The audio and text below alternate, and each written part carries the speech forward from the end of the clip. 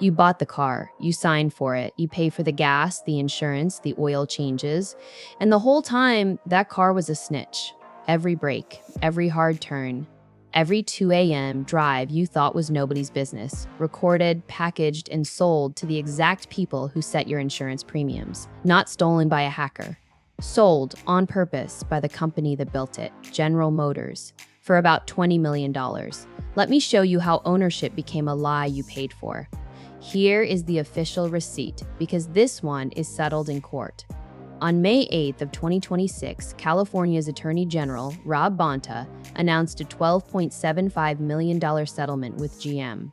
The charge: selling the driving and location data of hundreds of thousands of California drivers to two insurance industry brokers, Verisk and LexisNexis, between 2020 and 2024.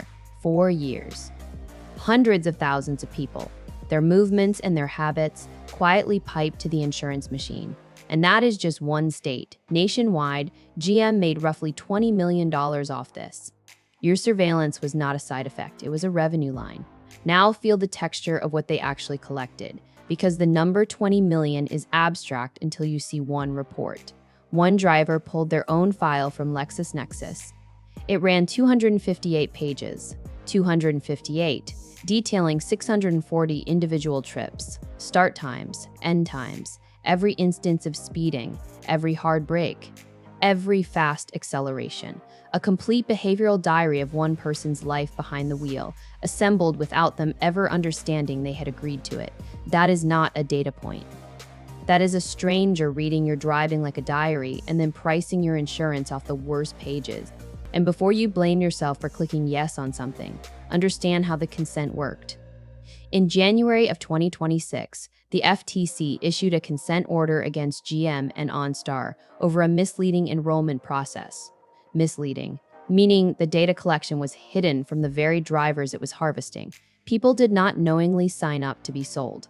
They were funneled through a process designed to bury the part where you become the product. So this was not careless customers ignoring the fine print.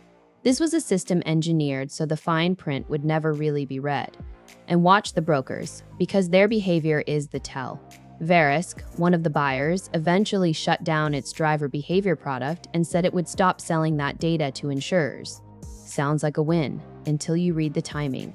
They stopped only after getting caught, not before, not on principle. Not because someone in that building looked at the 258-page reports and felt something. They kept the machine running right up until the public found out, and then suddenly discovered their conscience. That is not reform. That is damage control wearing reform's jacket. Here is the rot at the heart of it, and it is bigger than one car maker. You did not lease that car. You bought it. It is, by every plain meaning of the word, yours.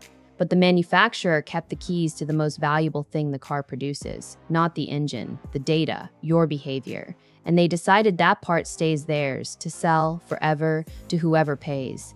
So what does ownership even mean now? You hold the title, they hold the telemetry, you make the payments, they make the profit off your patterns. That is not ownership.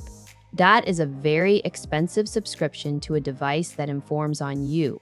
And this is not a GM problem you can solve by buying a different badge. Senator Wyden's office investigated and found automakers across the board sharing driver information with data brokers, often without real consent, and pushed the FTC to crack down on it. Across the board.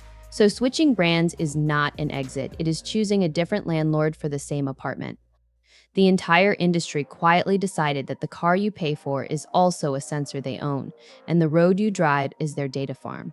So the next time someone tells you that you own your car, ask them who owns the data it produces. Because GM just showed you the answer in a court settlement. $20 million, hundreds of thousands of drivers, 640 trips on a single report, sold to the people who price your life. Ownership is not the paper in your glove box. Ownership is control over the thing of value. And until you hold the keys to your own data, you do not own the car.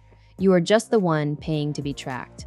If a car selling your every break to set your premiums makes you want to actually hold the keys to what you own, you are on to the real fight. This is the ownership stuff in practice, MXEL, where the value you create stays yours instead of getting sold back to you at mxl.com. Stay loud.